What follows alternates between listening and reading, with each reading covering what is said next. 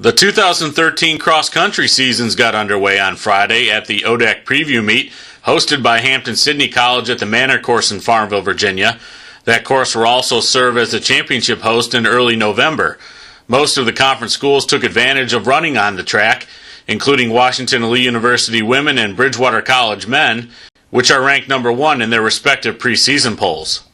Well, I think for most teams, for this race, everyone's not going to be at their 100% best. It's really for a feel for the course, so we can look back on it later and know what the course is like and know where the hills are and where to make our moves. And it's nice to see competition again. The first meet is going to be the same as one of the last meets in the season, so we know what we're expecting.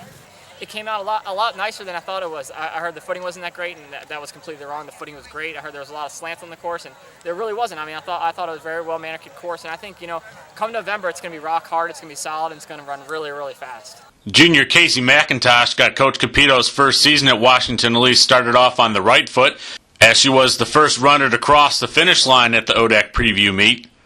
The General's mentor was excited to see the potential that her team possesses as they go in search of back-to-back conference crowns. We have a big group of freshmen coming in, and they have done a great job. Really cohesive team, really working with each other, pushing the upperclassmen to be better runners, and it's really been working out well.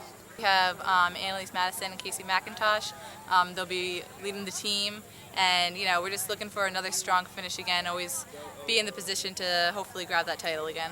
Coach Flynn, who guides both the men's and women's programs at Bridgewater College, sees strong teams and predicts plenty of competition throughout the conference season. The last 4 to 5 years, W&L has shown they're the class of the women's field right now.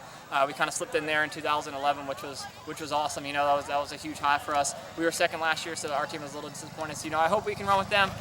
They're really talented. They're a really good team. So I think they're by far the front runner right now, and they showed it today.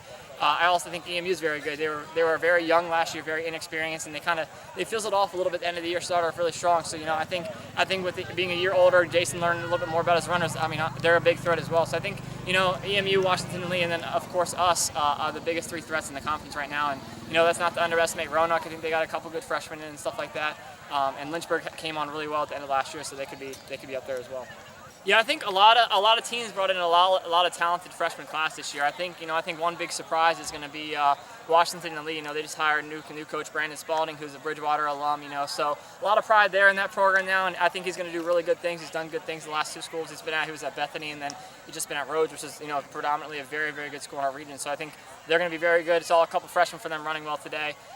EMU brought in a huge class. I want to say 10 to 12 newcomers, maybe even more than that. I could be wrong. And definitely some talented guys there as well. I mean, Guilford, again, has the best top 3 in the conference, and they showed that today, running, I think they finished as 2-3-5, 2-3-4, something like that. So, they're always a big threat, especially at the regional level with those top-end guys. I think there's some other teams that could surprise as well. Lynchburg, I mean, they won the last 2, 3, 4 years, whatever, won the region the last 3 years. So, they're hungry, they want to win. They're going to be tough to beat because they know how to win. So no matter who they have, no matter who they don't have, they're going to be there when it comes November 2nd.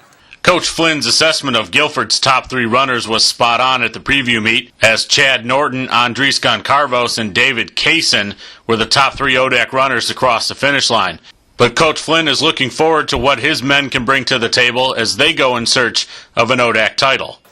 Yeah, I think our team's progressing really well. Really good chemistry this year. I think the culture's really changed since I started in 2010 here. So, really excited about that. I think our upperclassmen came back a lot stronger, a lot more mature. They're adjusting to the training finally. From top to bottom, most talented freshman class. We don't have a Luke Soul coming in this year by any means, or even maybe a Matt Denlinger. But we do have a lot of strong, solid guys. And I think Wyatt Campbell is our number 2 runner today, and he was a really talented kid, really low mileage kid in high school. So, I think he's going to come along very well. But as a whole, I really don't think our underclassmen are going to make that much of an impact on the team this year.